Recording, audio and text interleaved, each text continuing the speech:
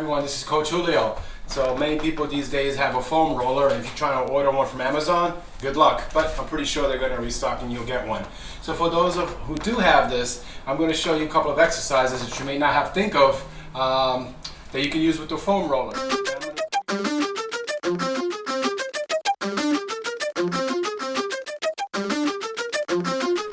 Last two things. Everyone likes core and abs.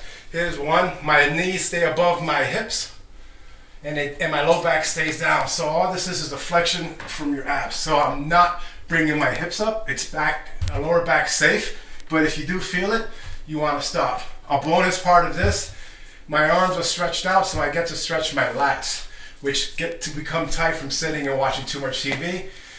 So that's part one. Level two, you leave it. My upper back, mid back is coming off the floor. And you're like, hey, I want to, I do a lot of planks. Do you have anything I can upgrade my plank to? The answer is yes. We're going to do a low plank with your feet up here. So I'll show, and my cat is almost in the picture. Why don't you give her a cameo? There she is. That's Food to Fitness Feline. I think she's 12. My partner's going to say no. And she's only 12 pounds. My partner's going to say no. And all right, she's good to go. From the Animal Rescue League, diabetic cat doing well. All right, so I already transitioned to my plank. So from right here, I'm a little shaky. The foam roller wants to roll away, but I'm not. My elbow's underneath and I hang out. You want more challenge? One leg, hold it for a couple of seconds.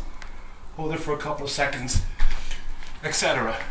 So those are a couple of exercises you can do at home. It's fun for the whole family. And if you have any questions, post them on the comments and stay safe. Thank you.